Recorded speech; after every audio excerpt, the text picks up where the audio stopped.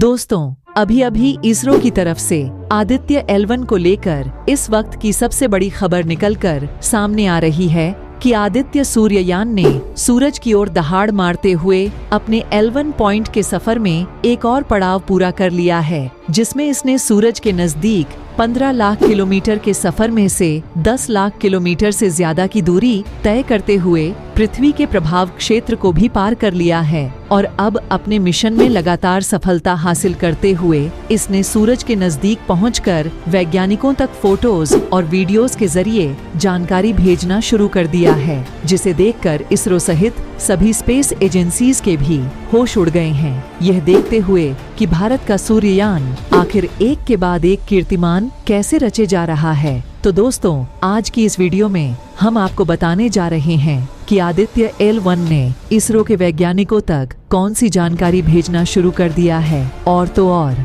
सूरज की गर्जना से कैसे दूसरे ग्रह एक्टिव रहते हैं, इन सभी के बारे में हम जानेंगे। लेकिन इससे पहले आपसे छोटी सी रिक्वेस्ट है कि पूर्ण जानकारी के लिए वीडियो को अंत तक जरूर देखें और यदि आप सच्चे देशभक्त हैं तो चैनल को सब्सक्राइब करके बेल आइकन ऑन कर लें ताकि आने वाला प्रत्येक वीडियो आपके पास आसानी से पहुंच जाए। दोस्तों, 2 सितंबर भारत के इतिहास के सबसे ऐतिहासिक दिनों में से एक था, क्योंकि इसी दिन भारत ने अपने आज तक के सबसे बड़े स्पेस मिशन आदित्य L1 को लॉन्च कर दिया था। यह मिशन सिर्फ भारत ही नहीं बल्कि पूरे एशिया का ऐसा मिशन था जो सूरज की तरफ रवाना हुआ था, जिसे इसरो के बाहुबली रॉकेट SLV ने अंतरिक्ष में ले जाकर पृथ्वी की 400 किमी की निचली कक्षा में छोड़ दिया था। और अब आगे का सफर आदित्य L1 को अपने बलबूते पर पूरा करना था और यह सफर कोई 20 दिन का नहीं बल्कि पूरे 109 दिन और करीब 80 लाख किलोमीटर बड़ा था,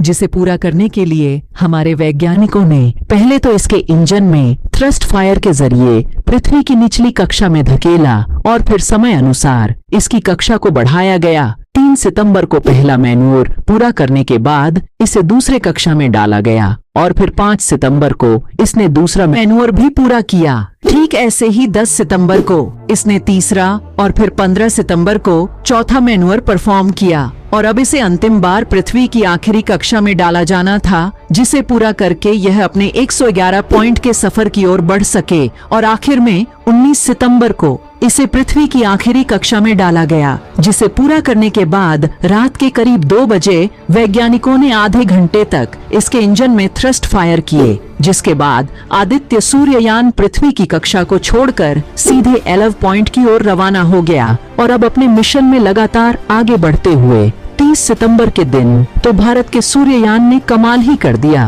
दरअसल 30 सितंबर के दिन वैज्ञानिकों ने कमांड सेंटर में बैठकर इसका एक बटन दबाया, जिसके बाद आदित्य ने अपने इंजन चालू करके 4000 प्रति किलोमीटर घंटे की तेज रफ्तार से पृथ्वी की गोलाई वाली कक्षा छोड़कर स्फीयर ऑफ इन्फ्लुएंस से बाहर निकल गया और अब इसने L1 पॉइंट पर जाने वाले लंबे गैलेक्टिक हाईवे को पकड़ लिया था। यह काम अपने आप में इतना भी आसान नहीं था, क्योंकि भारत ने ऐसा कारनामा दूसरी बार किया है। भारत ने पहली बार मंगल मिशन के तहत अपने स्पेसक्राफ्ट को पृथ्वी की गोलाई वाली कक्षा से सीधी रेखा में बाहर की ओर यानी अंतरिक्ष में धकेल दिया था। ठीक ऐसे ही वैज्ञानिकों ने बड़ी सावधानी के साथ इस कारनामे को भी अंजाम दिया, लेकिन वह कहते हैं ना कि ब्रह्मांड पर हमारा बिल्कुल भी कंट्रोल नहीं है और वहाँ अचानक से मुसीबतें अंतरिक्ष यान के दरवाजे दस्तक दे देती हैं। ऐसा ही कुछ हुआ आदित्य L1 के साथ। जी हाँ, अपनी राह में आगे बढ़ते हुए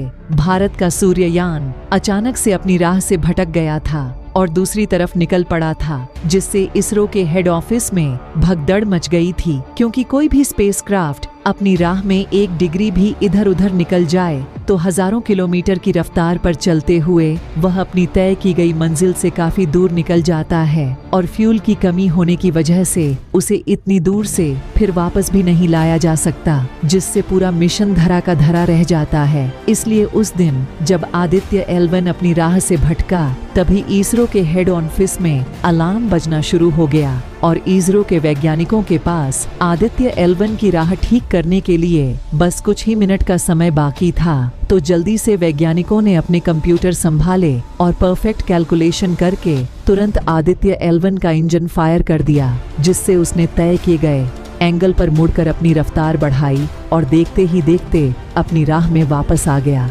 जी हाँ, इस बारे में जानकारी देते हुए इसरो ने अपने ट्वीट में बताया कि 6 अक्टूबर के दिन हमने 16 सेकंड के लिए इसमें TCM यानी ट्रेजेक्टरी करेक्शन मैन्यूअर परफॉर्म किया था। साथ में ये भी बताया कि 19 सितंबर को किए गए ट्रांसलग्ड जीएन पॉइंट्स इंसर्ट को ट्रैक करने के बाद उससे मिले डाटा के आधार पर ही इसकी ट्रैक ठीक करने की आवश्यकता पड़ी थी, क्योंकि ट्रे करेक्शन मनवर ये सुनिश्चित करता है कि अंतरिक्ष यान अपनी दिशा में सही तरीके से आगे बढ़ेगा और L1 पॉइंट के आसपास वाली हेलो कक्षा में एंट्री ले लेगा। इस समय आदित्य L1 सही सलामत अपनी दिशा में आगे बढ़ रहा है और जल्द ही यह अपने लग्र पॉइंट A1 पर स्थापित हो जाएगा, जो कि पृथ्वी से 15 लाख किलोमीटर की दूरी पर मौजूद है। यह वह जगह है जहां धरती और सूरज के बीच की ग्रेविटी एक दूसरे को बेअसर कर देती है, जिससे सूरज और पृथ्वी का गुरुत्वाकर्षण बल बैलेंस हो जाता है और एक सेंट्रीफ्यूगल फोर्स बन जाती है।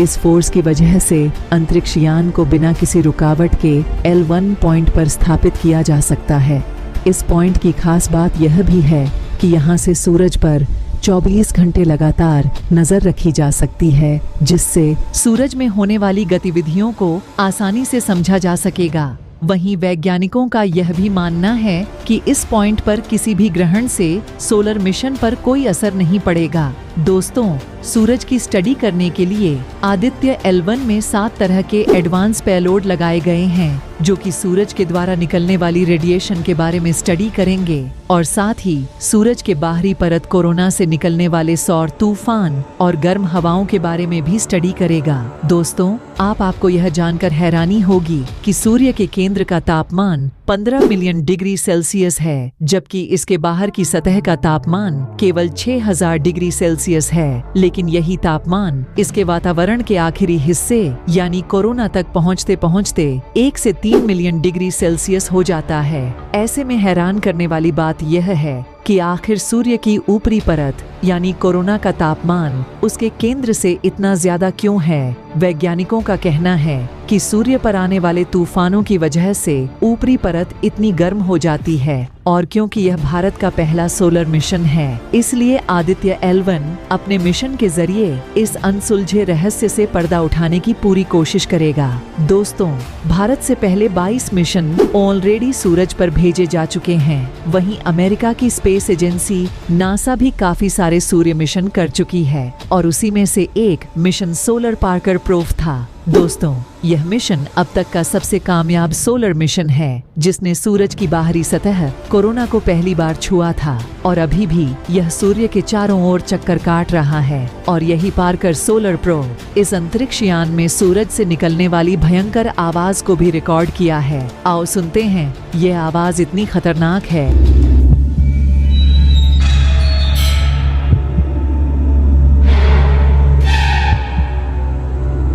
कि अगर किसी माध्यम से यह पृथ्वी या अन्य ग्रहों तक पहुंच जाए तो करोड़ों सैटेलाइट के सिग्नल को ब्लॉक कर सकती है। इसलिए भारत द्वारा लॉन्च किया गया आदित्य L1 पृथ्वी से 15 लाख किलोमीटर की दूरी पर जाकर सूरज के सभी रहस्यों से पर्दा उठाएगा। दोस्तों, आपको क्या लगता है, चंद्रयान 3 की तरह भारत का आदित्य भी सफल हो पाएगा या नहीं? अपनी राय कमेंट बॉक्स में जरूर लिखिए और साथ ही हमारे आदित्य सूर्ययान के सफल होने की दुआएं के साथ साथ इसरो के प्रयास और कामयाबी के लिए कमेंट बॉक्स में जय हिंद, जय इसरो जरूर लिखें और वीडियो को लाइक और अपने दोस्तों में शेयर जरूर करें।